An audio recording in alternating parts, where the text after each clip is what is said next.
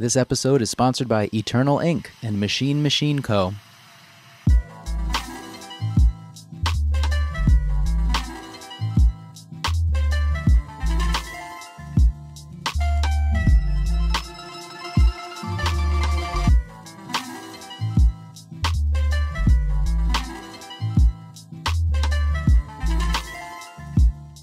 Before we start, I just want to let you know what's going on with this episode.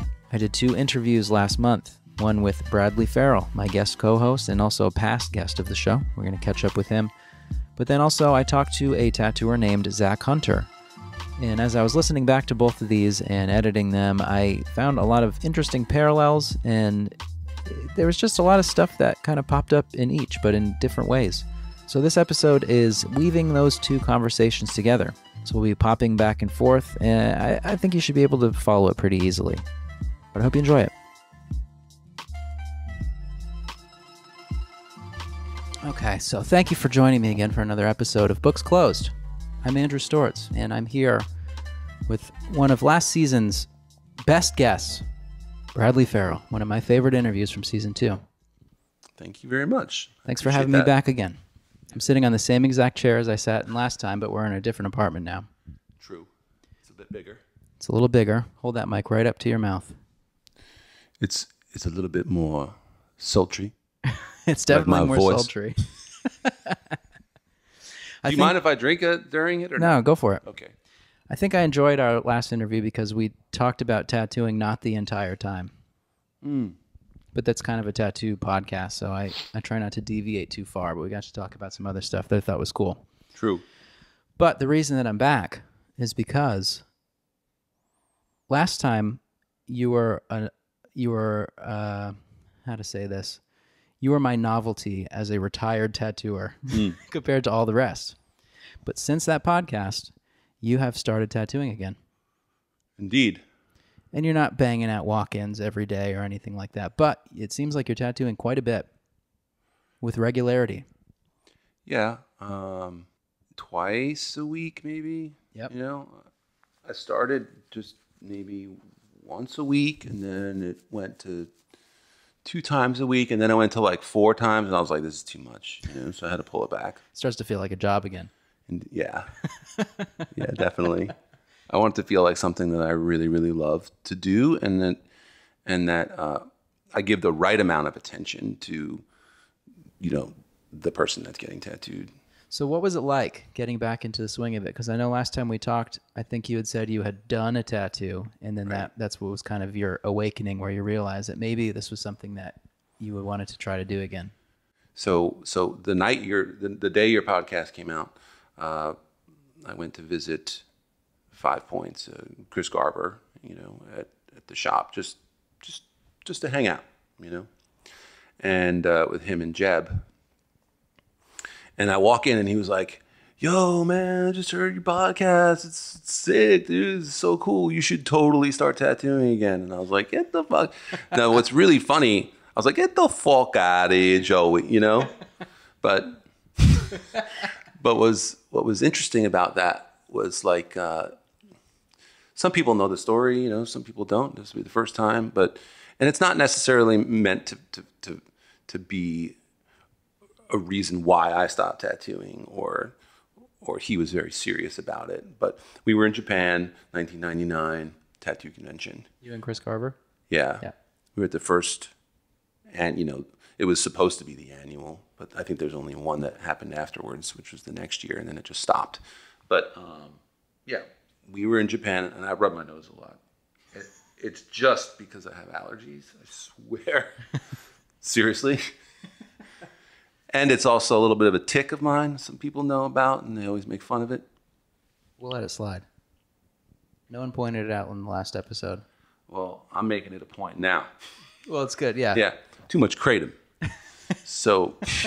I remember last time you asked if you touched your nose too much, and then I said no. Yeah, then you I sent a texted you picture. a screenshot of you touching your nose. Exactly.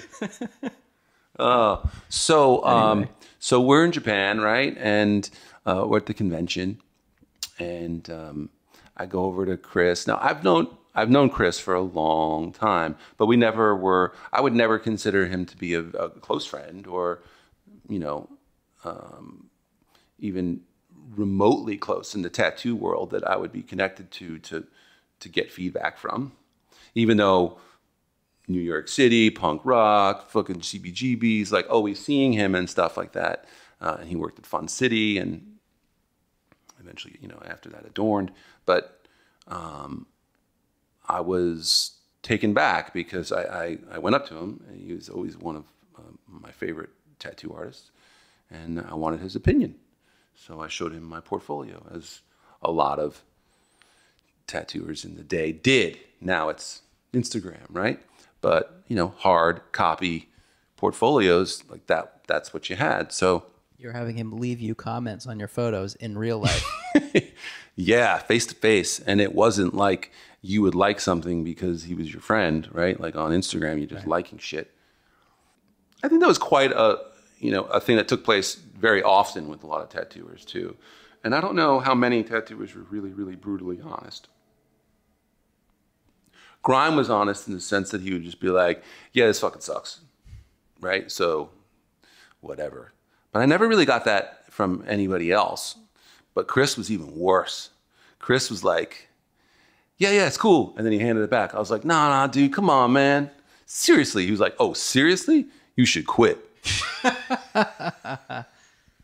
Damn. How'd that make you feel? Ooh, it was great. It was because you want that honesty. You want that honesty. I mean, I want that honesty at least, you know? It hurts, but it's better to know. Yeah.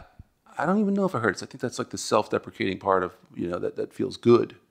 But I needed to hear it, you know, because it makes you step back and just like look at everything very, very differently. Even though he said now that he was joking, there was a bit of a seriousness in it, you know. There was like, yeah, sure, you know, quit. Now, it took me 2 years to quit after that, or maybe 3 or 4 or something like that. I think 2003. So you're even worse at quitting than your tattoos were. Exactly. But it's just the point that, you know, it's a story that a lot of people know and, you know, in the area and stuff. And so why I find that so funny is because I go to hang out with Chris and he says, I just heard your podcast. It's fucking cool, man. You should totally start tattooing again. I'm like, you're the dude that told me to quit. He's just fucking with you. Yeah. He's a contrarian. Now, Jeb works there as a tattoo artist. And back in the day, you know, I tattooed Jeb a lot. So I didn't even know he did, you know, was into drawing or any of that stuff. Later on, I would come to visit him as he was working at Invisible. And, you know, I think he was Troy Denning's apprentice or something like that. So later on, I would find out that he was really, really interested in tattooing. And so he works there now. And Jeb was like, yeah, dude, like across the room, like, yeah, dude, like I would so get tattooed by you again, you know? And then Chris, of course, was just the instigator, like, yeah, man, do it. And I was like, what? Like, there's a lot going on right now at this very moment. And it was like a full shop, you know, 10 people are there and they're all tattooing. So it was just like at the moment. And I was like, yeah, I don't know. And he was like, yo, just like a little Tibetan skull, like on my foot, like a little one. And I was like, and Chris was like, come on, dude, you got to do it. I was like, all right, fine, I'll do it.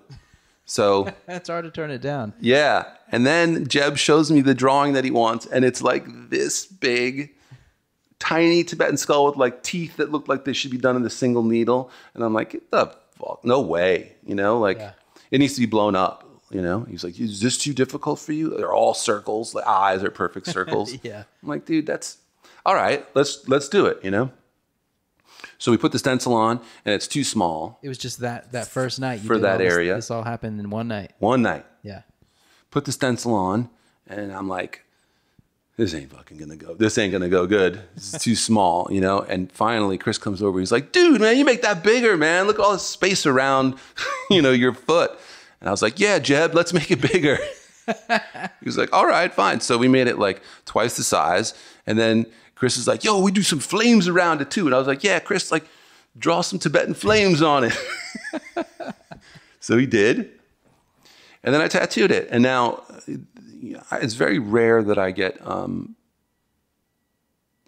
I don't know, either excited or nervous or, anxious about anything really. But here's like, Garver, like right here, looking at everything that I'm doing on the second tattoo that I've done. And they're like perfect circles for the eyes and stuff. And it was a little stressful, Yeah.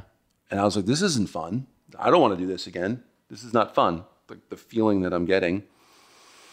But as I was doing it, he was like, dude, like great, And then after I was complete, Jeb was like, this looks great. This looks awesome. Chris came over. He was like, yo, I can't believe it. It looks like you never stopped. So anytime you want to tattoo at the shop, we would love to have you. And so I've been tattooing at 5 Points, since then. And it was an honor to be completely transparent. I think it's an honor to work with all of those guys there. All those guys are amazing. But it's just funny how, the person that told me to quit is now asking me to tattoo there. That's amazing. I don't think because I'm good, but because, we're just friends, so. Well, I saw the picture of that tattoo and then all the stuff that you've done since then. And it really, I thought the same thing, that it doesn't look like someone who's not tattooed for a long time. And not even just to be nice. Like they're nice. The tattoos you do look nice. It's not like, oh, getting back into it, this is a little fucked, or like Right. It's a little shaky or gnarly or whatever, but it's cool. Like it's not even that. It's pretty crazy. Yeah. Well, thank you. I mean, I appreciate that. It's, as we all know, it's a super, super hard thing to do. Yeah. Tattooing is so hard. But I think it's also so, even though it's been a long time, you've made those motions so many times that, it also makes sense that it can be kind of like riding a bike in some way. Yeah, that's quite cliche, right? It's the cliche to say. It's like, just like riding a bike, you understand balance once you do it. You can't read about balance, right? Like you can read as many books as you want. Ain't gonna learn about balance. You gotta, do it. And I think that watching as many YouTube videos as you can with tattooing, like it's not gonna happen unless you do it. Right. And you can watch every season of Ink Master and you still might not be an Ink Master. yeah. Yeah. I've only watched one episode, the first episode. Maybe that's what did it for you. But hey, That was the bridge. no, I think I was forced for some reason. I was in the hospital. I was getting one of my surgeries, and for some reason the TV would not change. It was almost like maybe it was fate in some way. I already stopped, right? So I already stopped tattooing, but maybe it was. I don't believe in fate. That's stupid.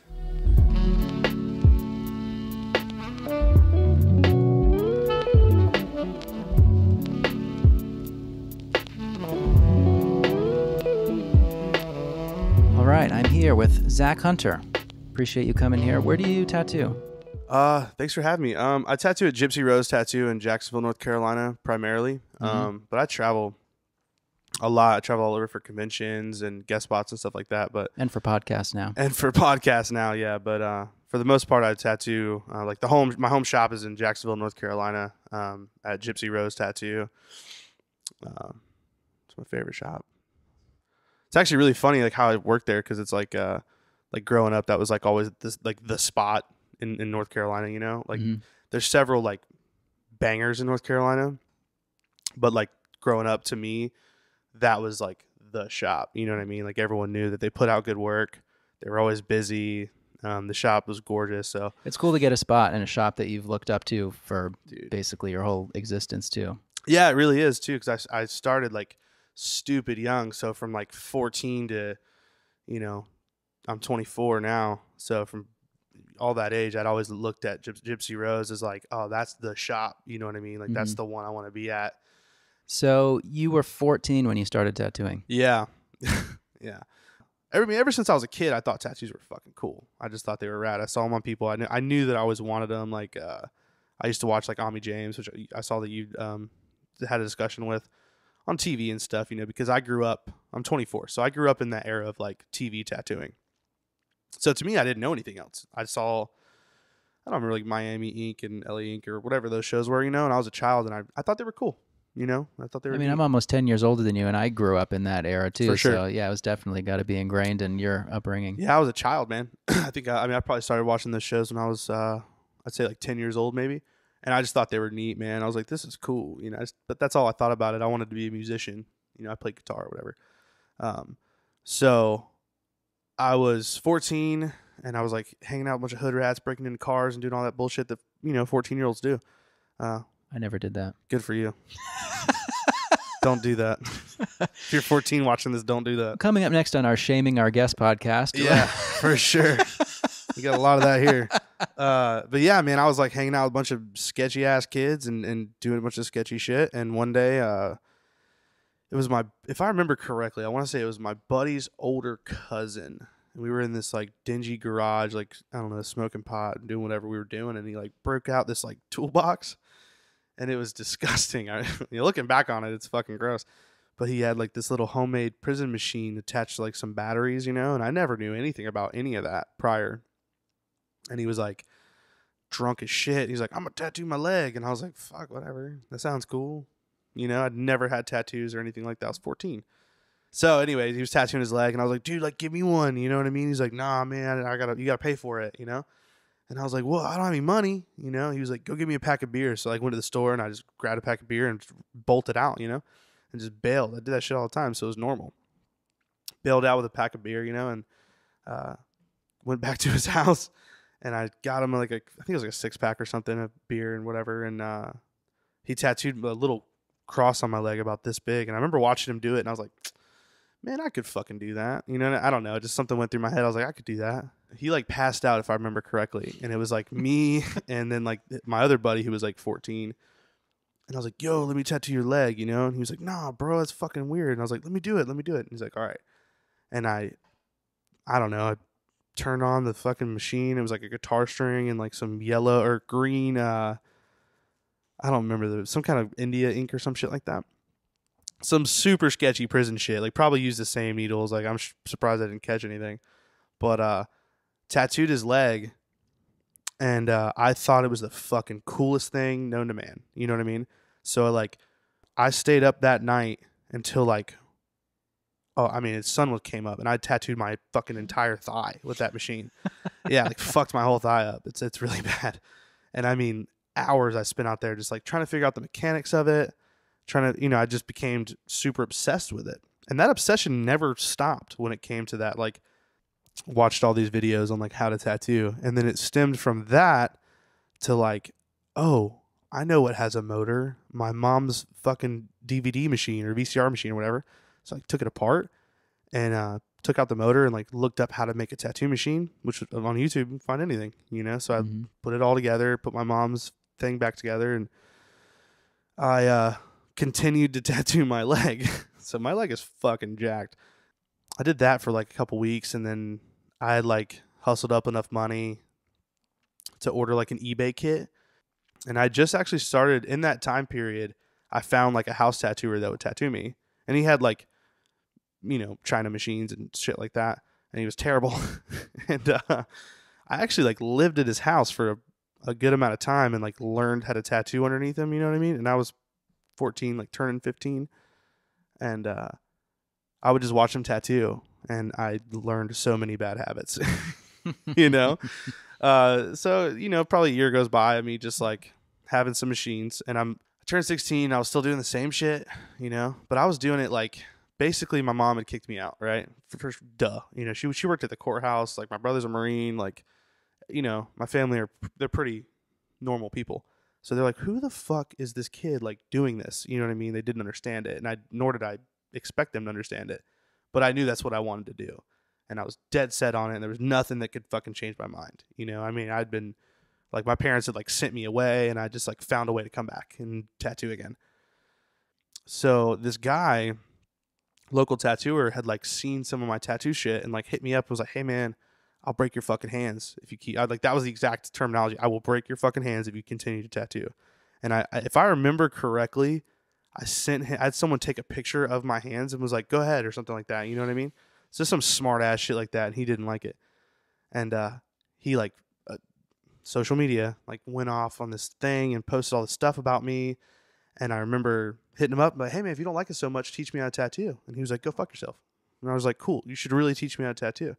So after like a couple weeks of me like bitching to him online, like every day, I hit him up, like, hey man, you know, I'll stop tattooing if you just show me how to tattoo the right way. I'm gonna do this no matter what, you know. Finally, he was like, all right, but you got to pay me. I didn't have fucking money, you know.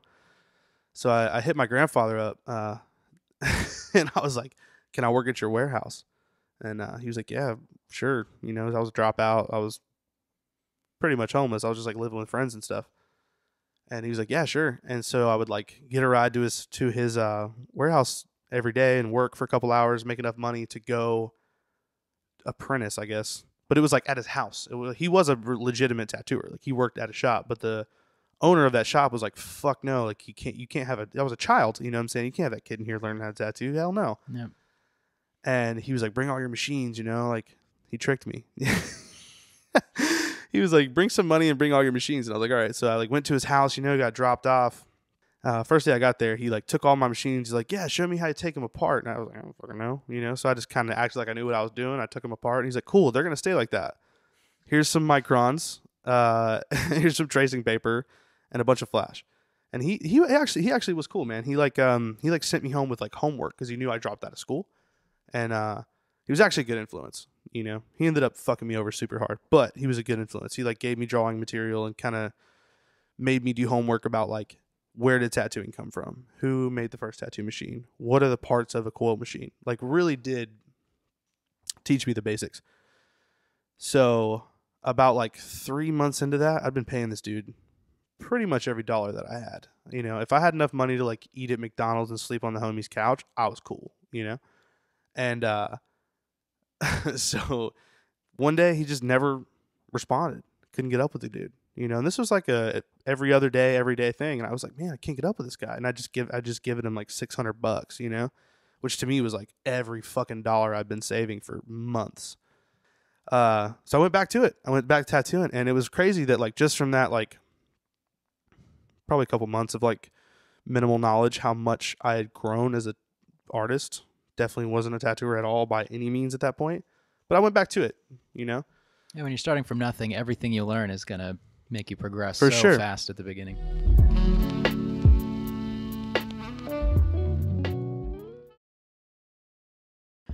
A huge thank you to Eternal Ink for sponsoring this episode, where it starts with one color. We've seen it happen a million times, so we know all about it. It always starts innocently. You're curious, you're tempted, suddenly there's a phone in your hand, you're making the call, you're buying a small bottle of Eternal Ink, just to try it.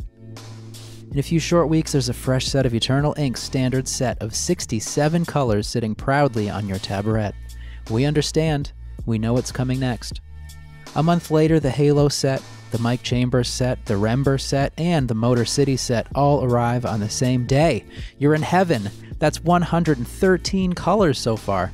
Tomorrow will be the perfect day. It's a day you've been thinking about for over a month. In just 16 hours, Liz Cook, Frank Linatra, Brian Sanchez, and Kelly Doty will be at your door. No, not the artists, but their ink sets. You are hooked on Eternal Ink. Your tattoo art is better than ever. Your list of appointments will take years to finish. You're ecstatic. You are also still buying a lot of Eternal Ink, maybe too much, but maybe not. Either way, Eternal Ink may have pulled you from a drab, colorless rut of tattoo art.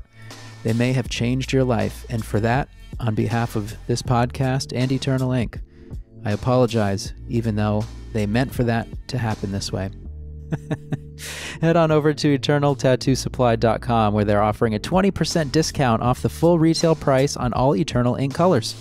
Offer includes both single bottles and full sets in all available sizes. Excludes combination with other offers not to be used with the Color of the Week promotion.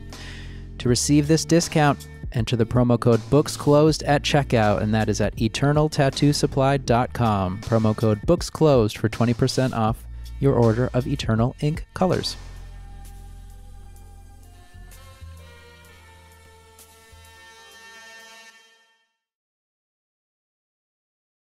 In the 25 years that I've been tattooing and building machines, I can't tell you the amount of instances where I've seen tattooers acting as if they're helpless if they break a spring. Machine Machine is a series of educational videos that we created to better acquaint the tattooer with his or her tools. Damn it, this is not meant to be a replacement for a traditional apprenticeship. We go over things like cutting springs and how the thickness of springs and width of springs and the length of springs relate to the weight and length of the armature bar and how that relates to the geometry of the frame, the function of a liner versus a shader, the differences, why those differences exist, and how it relates to your pigment and ultimately how it's applied to the skin. We're doing our best to make sure that you come out of this feeling like you have the confidence to work on your tools and that you can answer questions about your tools, not just ask them. But if you're doing something big like a half sleeve or a full sleeve or, you know, something that involves some background or something that flows with the muscle of, you know, it just changes. Immediately it changes from paper to skin, and the way that it flows is not the way that it flowed on paper. And so you just get, you know, you get disempowered, or you get empowered to want to do, you know, want to learn how to do it right the next time, or, you know, what you learned, what was wrong. But I'm just basically saying at the end of the day, tattooing is very, very difficult from just being an artist, you know, and seeing something on paper. Yeah. Well, I mean, I always, like we talked about before, to see newer generations of tattooers, just how quick or how much more quickly people are able to learn and to develop. And that will always continue. It's going to be so streamlined at a certain point. But I also really believe that you have to truly make certain mistakes or do things in a way you don't like before you can really like learn the lesson of something. 100%. So it makes me wonder though, like, where's the balance then? Because if they're able to develop so fast, I mean, there's a lot of corners you can cut by having someone there to help you and to give you suggestions or to help you avoid certain mistakes. But I feel like you're not really learning it at that point until you can see in your own work, like, okay, this isn't what I like. Because a lot of times if I'm doing something and I just can't see, like, I know that it's not what I want, I have to take what I've done and hold it up next to a photo of something that I think I want to do. And then that's when it can become clear. But, right. But if you're like looking at something you really like and then you have the idea in your head, you're just seeing yourself able to do what you like. Yeah. Well, I think in a lot of ways, it's interesting because you could not be such a great artist. You could not be such a great tattoo artist, but you could look at other people's tattoos and know tattooing well enough to what it should look like or should be, or how the, you know, way to do finger waves in a certain, you know, like, and you know the flow, that you could actually explain that to somebody that's trying. You can't figure it out yourself unless somebody actually explains it, right? I mean, you can figure it out, but it just takes triple the amount of time, right? Or double the amount of time. If you're always looking at the stuff that you're doing, or even looking at other people's stuff, doesn't mean that you know how to do what they do. You actually have to be told. And that's what I was saying in the last episode, was like, it didn't happen for me. And maybe it's never, you know, happened for me, but that Oprah aha moment was Grime basically saying, this sucks. And here's why. Like, yeah, that's the key. Here's why was the thing. It wasn't like, you know, what's interesting. It is about Garver, and it's about everyone in the shop in 5 Points. It's incredible to see how willing Garver's ability to be sharing as he is and teaching as he is. I mean, he has an apprentice, you know. He might even have 2 apprentices, but he has an apprentice. But besides that, like, I recall going in there for the first couple of weeks or something and seeing tattooers draw something, and Chris being like, hey man, you're going to do that? And they're like, yeah, it's totally psyched. And they're like, he's like, yeah. And he takes a piece of tracing paper and he puts it over it. And he's like, you know, the head's a little small, and maybe you want, like, let me just, you know, he like sketches just the size, and it's like, you know, the proportion's a bit better right there. And that's like massive to have that kind of guidance and help, and just the overall environment where everyone is on board with that sort of communication. And then all of a sudden the person redraws it, and it's like, oh yeah. Right. But you saw it too, like I would look at it and be like, oh, that's cool, and then you see the next version and you're like, oh yeah, now it's time to tattoo it. Right. But you don't always see that. And what a luxury. And maybe I'd never think of that sort of environment because I haven't worked in one like that. Right. I've worked with able and very talented tattooers, but it's never been like that.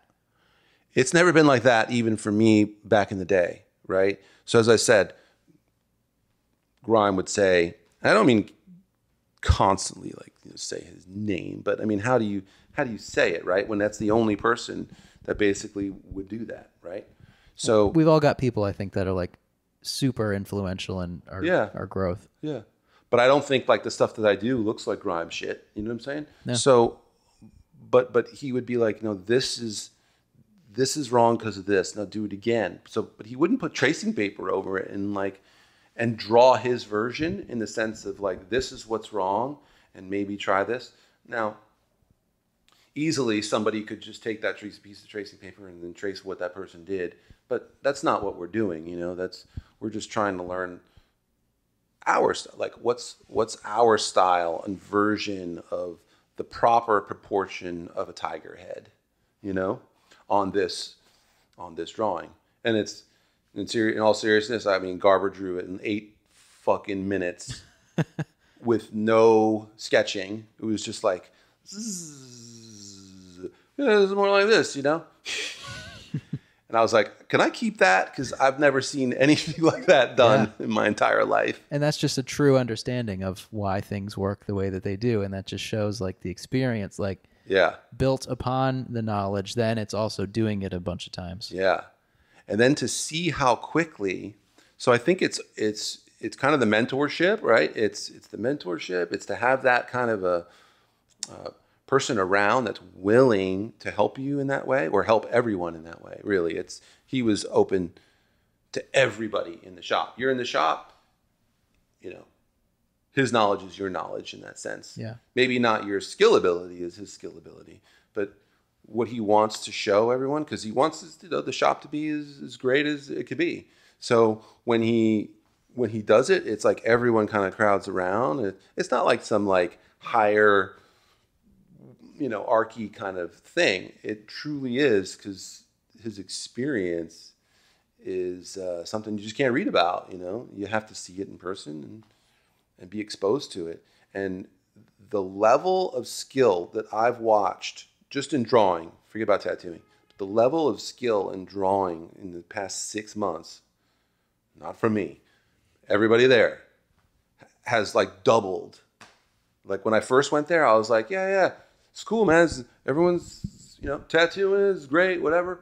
And then all of a sudden, like I look at it today and I'm like, damn, everybody just like that just excelled so quickly in their skill to draw. And I really do think it's because they have that kind of, that mentor, that help that's there.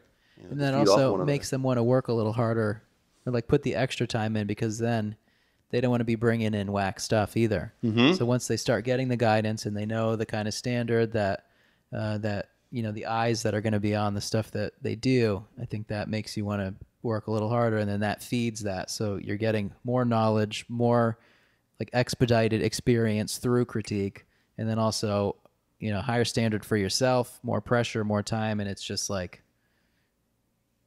it just works. I mean, that's like the ideal environment to learn.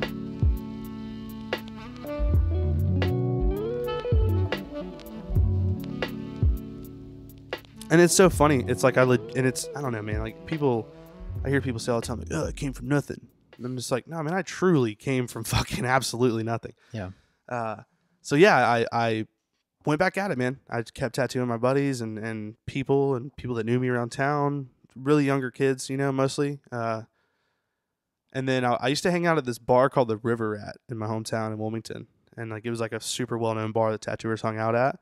And I just hung out just to be around the tattooers. They all fucking hated me. They fucking hated me for sure.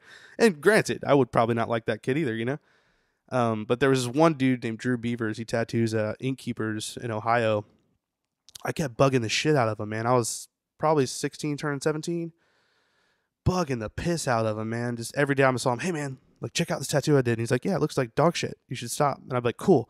Look at this one, though. And then over the course of a couple weeks of doing that, he was like, all right, that one looks all right. You know? I showed him this, like, tomahawk I did on my arm. I never changed it. It's just I've kept it the same way. And he's like, you did that on yourself? And I was like, yeah. That doesn't look half bad, you know? He was like, what are you doing tomorrow? And I was like, nothing. I am fucking homeless. You know what I mean? Like, I sleep on friends' couches. I don't have a job, you know? He was like, come by the shop. And he worked at this super hood, like, sketchy, like, $20 minimum, like, hood shop, you know? He was way above working there. And it was kind of strange to me. Even at that age, I was like, why is this dude working at this fucking, like, dingy, like, shitty kind of establishment? I didn't understand it, but I was like, whatever. He's allowing me in a shop. I'm with it. And it was cool because where I was staying at the time, I didn't live very far away, so I could walk there. It was probably 2 miles maybe. So I'd wake up every morning, walk over there, and that was like my first real apprenticeship. And the rules were like no fucking tattooing, which I did anyway. I got caught, but yeah, you know, no tattooing. We'll tip you out, whatever, the whole spiel. And I did like a formal apprenticeship, not for very long though. And I probably did that for like a year. And I can't tell you how many times that I'd fucked up and gotten kicked out of that shop just for whatever, you know, like go home for the day. That probably happened once a week. You know, I fucked up a lot.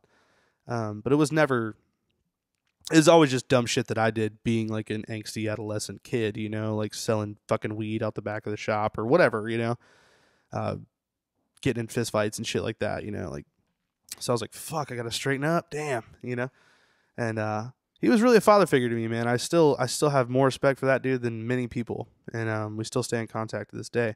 But he really helped me through that whole process. So he took me to the health department and was like, "All right, you're getting your permit. This does not mean you're a tattooer." And but I was still tattooing at the house and shit. I just didn't tell him, you know. And he found out and got super pissed. But yeah, so like I would basically apprentice all day, and I'd go home and like tattoo buddies for, you know, whatever, just enough to make like enough money to like not get kicked out of where I was staying, you know, enough money to eat a little bit of food or whatever. And so I was like doing good tattoos finally at 18, you know. I wouldn't say good, but you know, I was doing tattoos that didn't look like house tattoos. Yeah, you'd come a long way. Way far, for sure. So for my 19th birthday, right, my buddy at the time who I was staying with was like, yo, let's go tattoo. You know, I got some clients lined up for you in Raleigh. And it's actually weird because I had my long-term girlfriend at that time had like set up this big day for me to like go to the zoo and all this shit. You know what I mean? And for your birthday? Yeah, for my birthday. Because I just got arrested a couple weeks before that for some crazy shit. And like, I was just stressed the fuck out. I didn't have lawyer money. Like I was just really stressing, you know? And, so she wanted you to go see a giraffe or something. Calm you cheer down. me up. Yeah, dude. Fucking rhino would have made it better, I guess. But yeah, so like I was just super stressed and, you know, I just got out of jail and I was just bummed. But I was like, I'm going to do tattoos. I like loaded up a fucking toolbox, a massage table, and like everything. You know what I mean? It was like we were going to spend a week there and I was just going to try to make some money, you know, and do some tattoos. Well, on the way there, we had just gotten this car. It was like this super fast fucking, you know, whatever car, had like subs in the back and all that shit. You know what I mean? And we were headed there, and he was driving. I was in the passenger seat, and it's a little hazy. I mean, I remember majority of the accident, but I don't remember what initially started the swerving. But I think that he reached down to look at his phone. I know he had his phone in his hand. I'm not specifically sure what he was doing with it, but he had his phone in his hand. And we run off the road, right? Yeah. So we run off the road just a little bit. And I remember being like, yo. And that's all I said. I was like, yo. And he like looked up and that was it. Well, it's funny because in addition to you, the only other retired tattooer I've had on the show is Scott Harrison. Yeah. Who has also, since I've talked to him, started tattooing again. No way. Really? Yeah. Like in a shop. Scott's like really tattooing again. That's hardcore. Yeah. You know, I love Scott Harrison's stuff, and I, too. you know, like him as a person. You know, he's direct, quite direct, Yeah. and he's a fun individual to be around. And I would say that I did not think that he would start tattooing again, you know, just as I thought that I would not start tattooing again. So it's just interesting to see where, you know, that takes you. However, that being said, I know for a fact that I could not tattoo every day. Not because I don't love it, but my body is just deteriorating too quickly. And I feel the stresses on everything of me, you know, on the muscles and my back and stuff like that. You know, I tattoo 4 hours and that's it. That's it for a couple of days, you know, like, and it's not because I tattoo wrong and I'm all hunched over and stuff like that, but it's just you know, what my body's been through and has gone through. And Yeah, it's intense. it's just different, you know. Everybody's body's different. And my body is definitely basically saying, like, that's all you got, you know. So be happy with what you get out of me. And I'm not saying out of me, but, you know, my body speaking to me. Be happy with the time that you get out of me and you know, just take it easy. Because I feel like I could get burnt out pretty quickly. And the pain that I go through could be a little bit more of the reason to stop again, you know, than actually just being like, let's just take this easy. Let's do, you know, 1 tattoo a week or 2 tattoos a week, and enjoy the time that's here. Yeah. Well, I think that's where you and Scott differed, because when you had originally stopped tattooing, you were kind of moving on to different projects and different focuses, whereas Scott seemed to be the sole reason he stopped tattooing was because of physical inability to do it. And he was not happy about it, you know. It was a bummer. And so knowing that, I mean, it's cool. It's very cool to me that both of you are tattooing again, but especially for him, because his almost wasn't a choice. Yeah. So to see that he's in a place where hopefully he's doing it comfortably enough where it's not like fucking him up, I think that's very cool. Yeah. And so in that same sense, I recently sat down with a tattooer named Zach Hunter, who has 1 arm. Wow. Due to a car accident. Wow. And so after How does he stretch? Well, we'll have to ask him. Actually, I do have an idea, but I'm pretending not to. But you don't. I don't, but it's incredible, and I can't wait to hear it.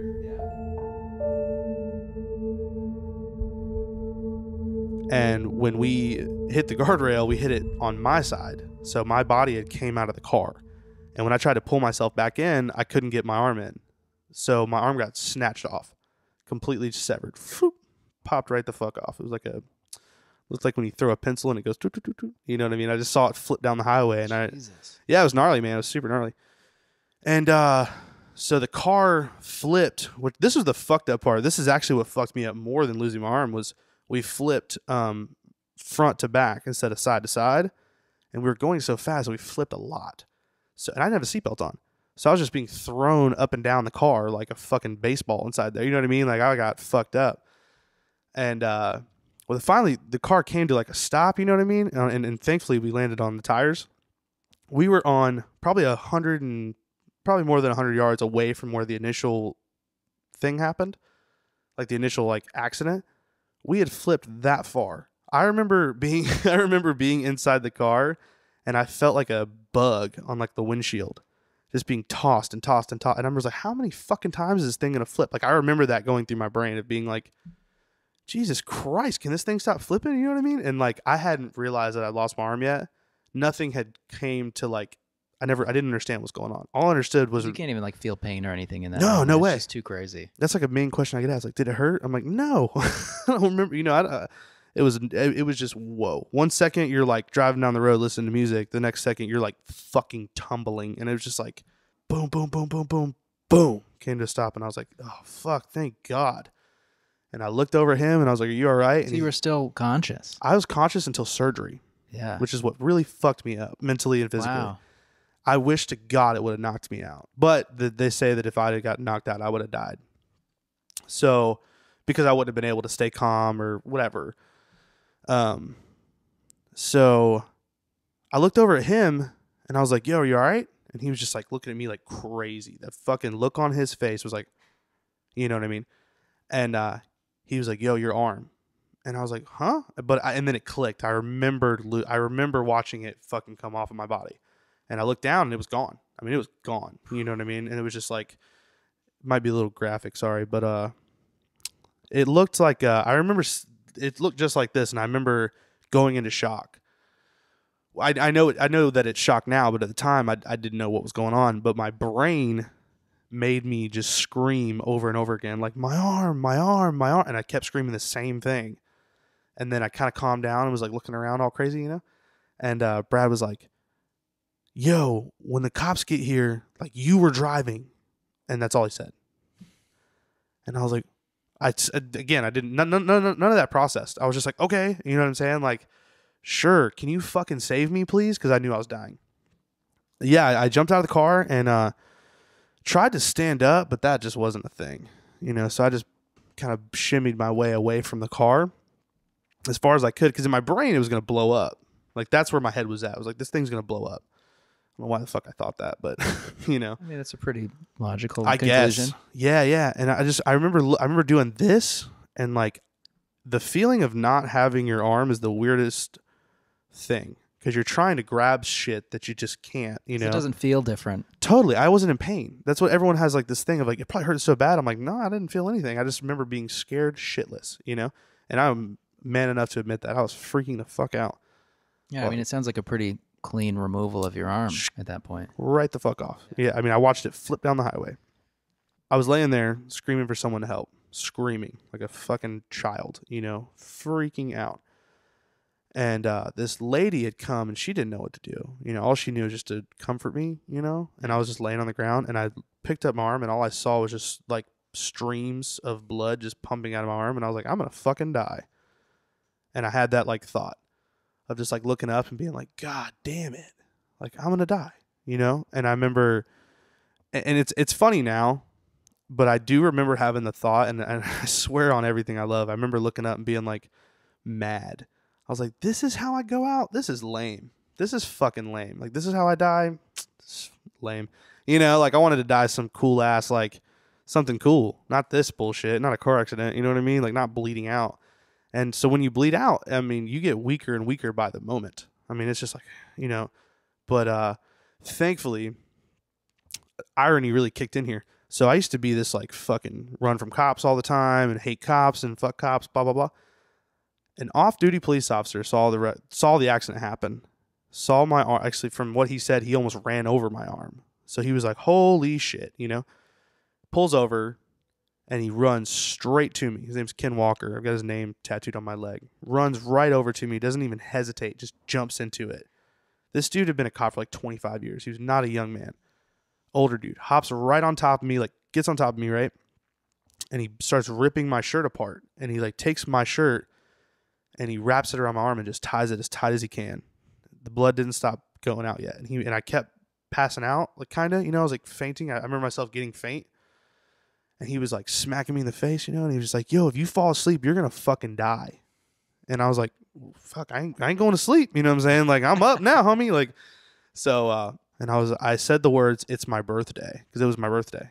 And that lady lost her shit. I remember looking at her. She was crying harder than I was. You know what I mean? Like, I was just more pissed. That's how I was going to die. I remember that. You know, I just kept saying, hey, you know, like, tell my mom, you know, her name, my mom's name's Shannon, tell her I love her. You know, my dad's name's Danny, tell him I love him, you know.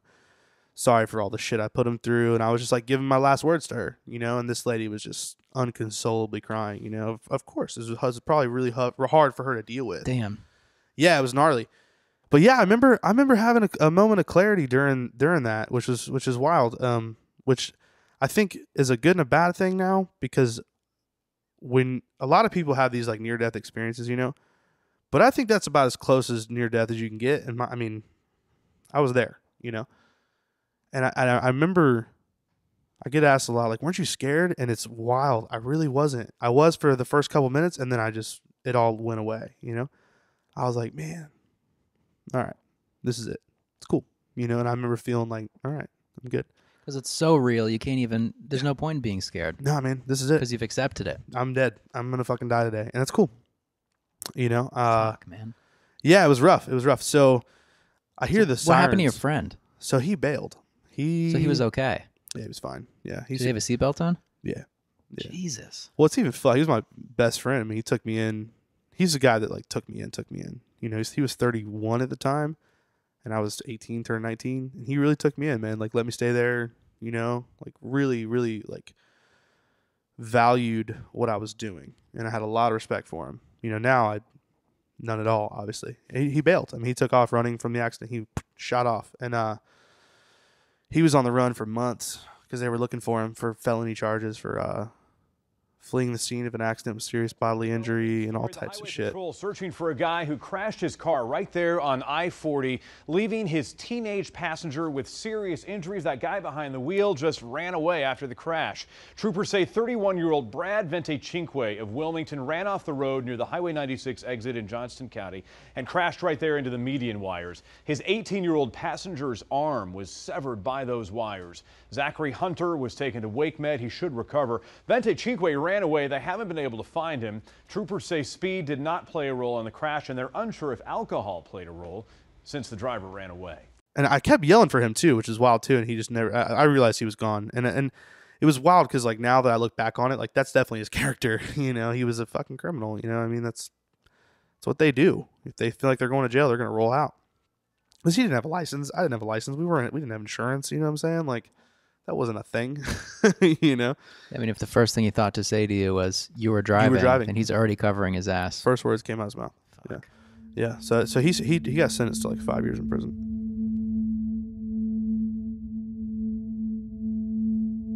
The surgeon had came in the room. This is after I got airlifted.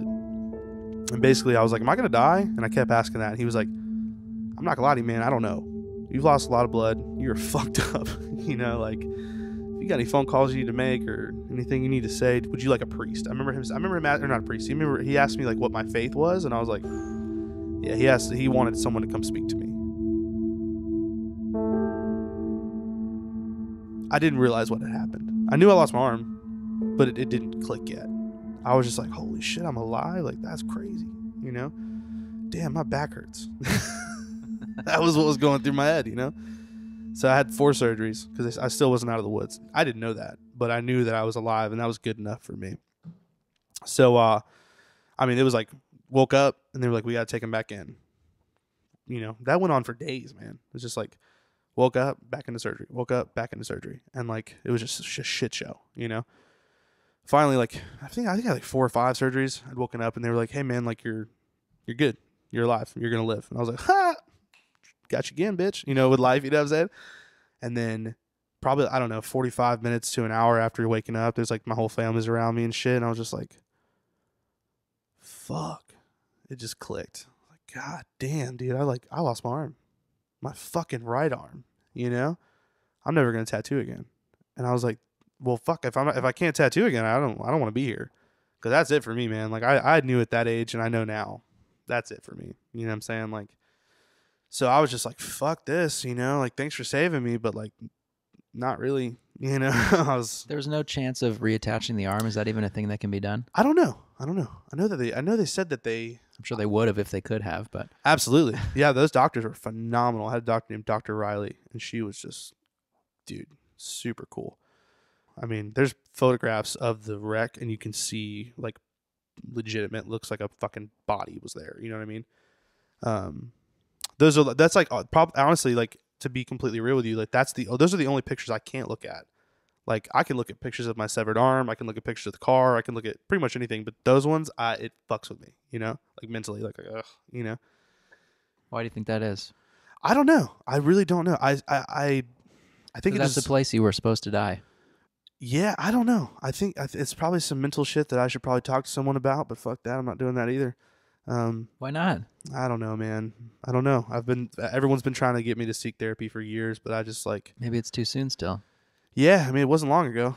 It happened 5 years ago. It was 5 years ago. I'm 24, so 18, 19. Shit, less than that. 4 years ago. I don't know. Whatever. I can't do math. I didn't graduate.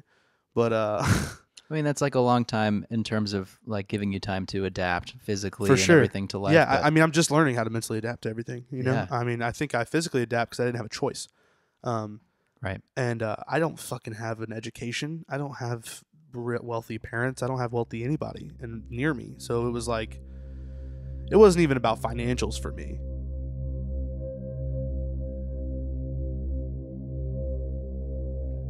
I moved into this other house, right? With like some buddies, and we were just like fuck ups. You know what I mean? Like we were just partying all the time and having a good time. But I still, you know, was on my shit. And I had a chalkboard.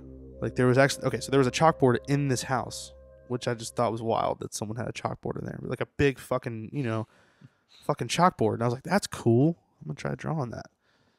And I don't know, something clicked with it. I was able to draw on a big scale, so I could be more loose and fluent and stuff like that. I could draw like kerns. I could get circles and squares bigger. I wasn't drawing on something this big. I was drawing on something this big. So it made more sense. It's like having a hose and you try to like write something on the ground in water. It's Perfect. Yeah. Yes, that's exactly what it was like. And I never thought of it like that. You know, I never asked anyone for help at that point in time. But I got the chalkboard and I'd spend lots of time on that thing, you know. And that's when it was like, oh shit, like maybe I can maybe I can do this again. I'd done a tattoo at that point in time, and it was fucking jacked. Like I did this rose on this random kid's thigh, and I didn't even want to do it. He like fucking talked me into it. You know, I was playing music at the time. I was in a band, and we were traveling and playing music. And we actually did, surprisingly, it actually went good. You know what I mean? Like it went further than I ever thought it would. So we played music and stuff, but there was always it just wasn't that fulfilling. Personally, it was cool, but it wasn't like, it was enough to get by. And at that point in time, you know, I'm willing to be honest about this stuff. I think people that tell their story needs to tell the full story. So I became super addicted to drugs at that time because doctors are pieces of shit and they give you copious amounts of pills and they're just like, have at it, you know? So I became super drug addicted. I didn't even know it. You know, I didn't even realize it until, but there's this magical pill that can take all your pain away. And to this day, I'm in a lot of fucking pain. I've been sober for, 3 years, you know, something like that. And to this day, I'm in pain every fucking second of every day. I'm in pain, you know? So, but I got to deal with it. And that's my life now.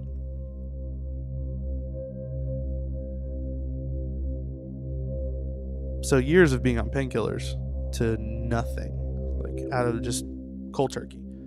I was fucking sick as a dog. You know, I went to the hospital and they were like, oh, you're just withdrawing. I'm like, what the fuck is that? You know, what does that mean? Like, oh, well, and they explained it to me.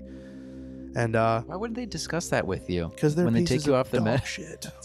I mean, this is obviously a much larger issue than we're going to be able to tackle Oh here today. God, but, yeah. That's what I was getting at, is that it's just such a, it's terrible. Yeah. just like one of many stories that I'm sure play out very similarly. Yep. That's and that's the whole opiate crisis. I'm like, man, a lot of it Yeah. stems from that. You know. Yeah. It definitely stemmed from it from me. You know, and so I was sick as fuck, and this guy that I knew, he's like, hey man, if you snort a little bit of this, you'll feel better. And I was like, fucking anything that's gonna make me not feel sick, I'll do it. And that was heroin. You know, I can be honest about that. Yeah. A lot of people who've been addicts before, they shy away from talking about it, and I think that if you're gonna tell your truth, you should tell your truth. You know, that's part of my truth, is that I was a full-blown heroin addict. I never shot it up or anything like that. And maybe this is too explicit to talk about. I don't know, but it's just what it is. I think everyone at this point, it's sad that it has affected almost everyone probably at this Yeah. point. We all know people who've died, and For sure. yeah, it's fucked.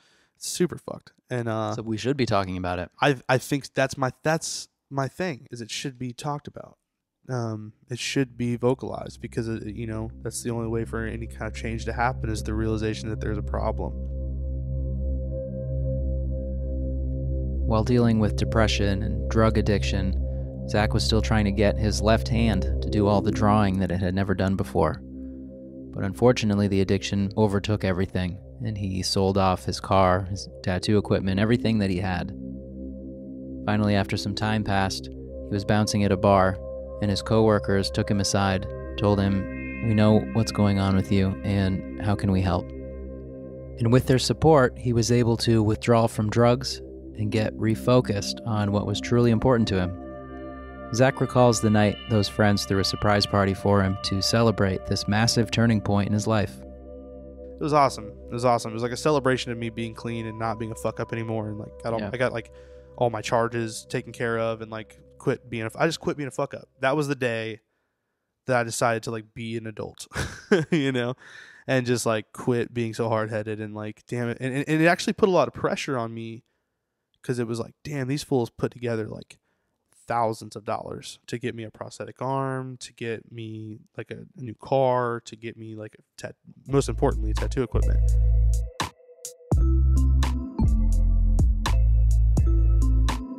How you're able to tattoo with one arm. Let's just talk about that directly. How do you stretch skin?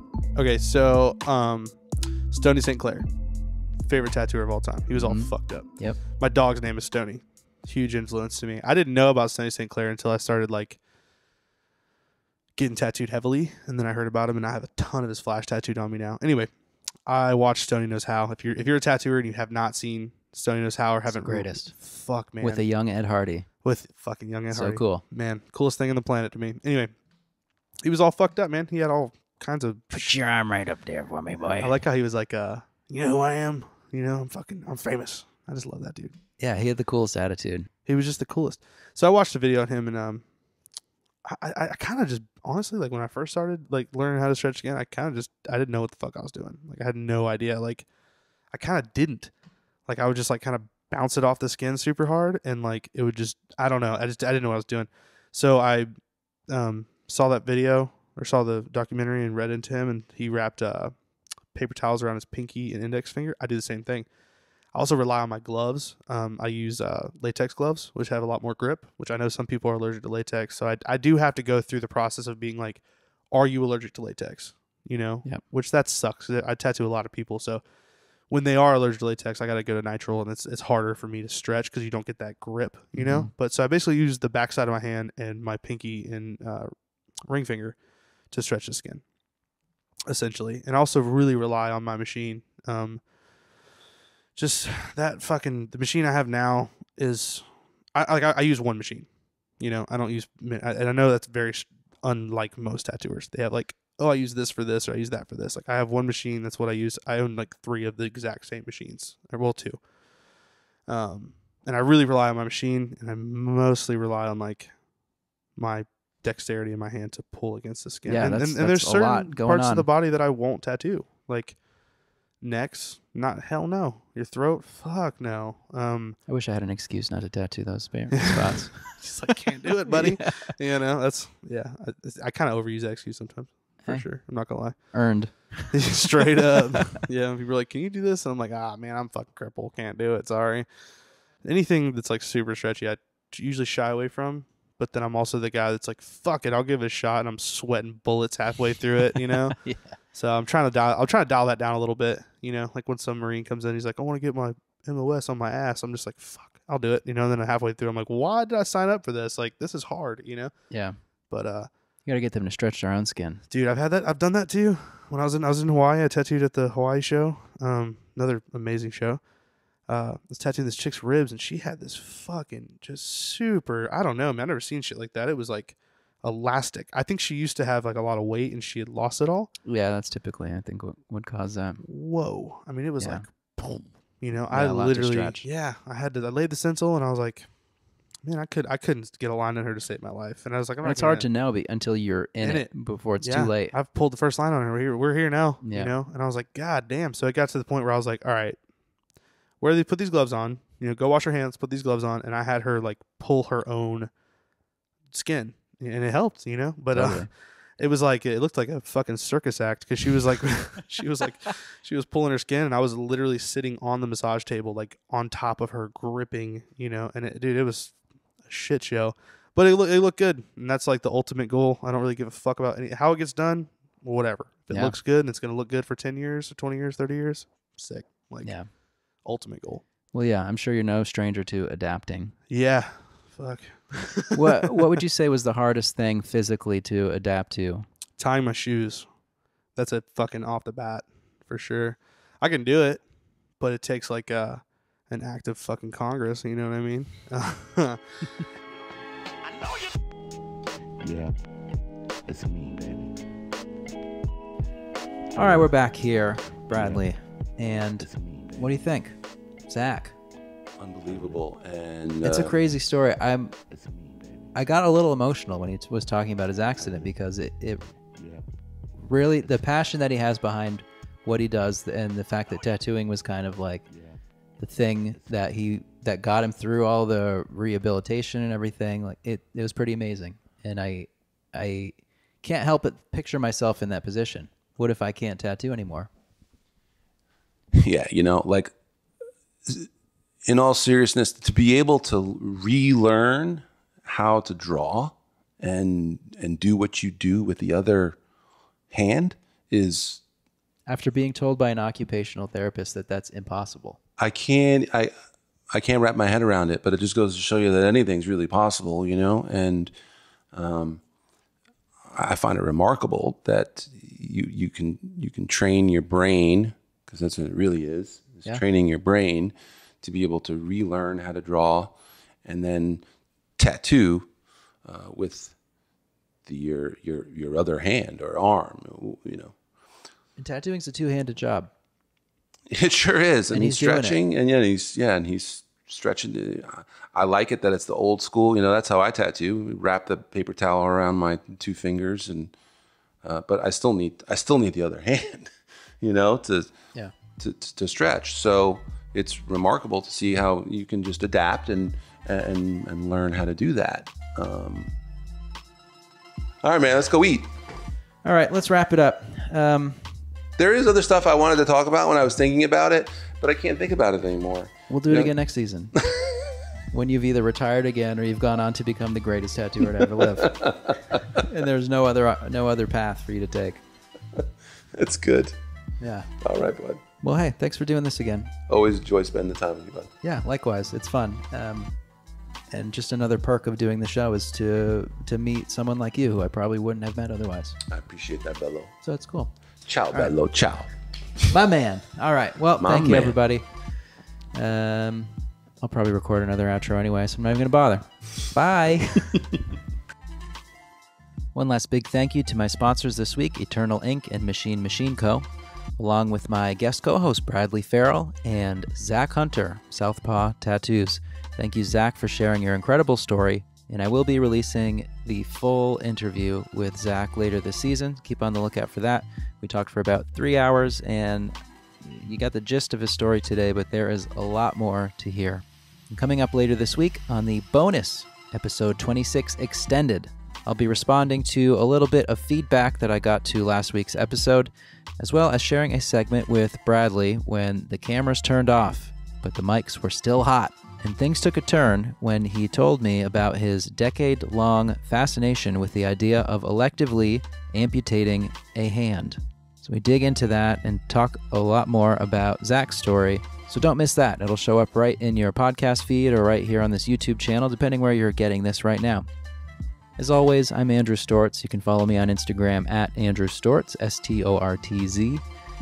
All the links and info for our sponsors and our guests, it's all in the show notes. If you want to keep up on the show or catch up on past episodes, please check out booksclosepodcast.com. And if you're feeling inclined, give the show a 5-star rating on Apple Podcasts. I hope you're enjoying Season 3 so far. We're too deep. Plenty to go. I will see you next time.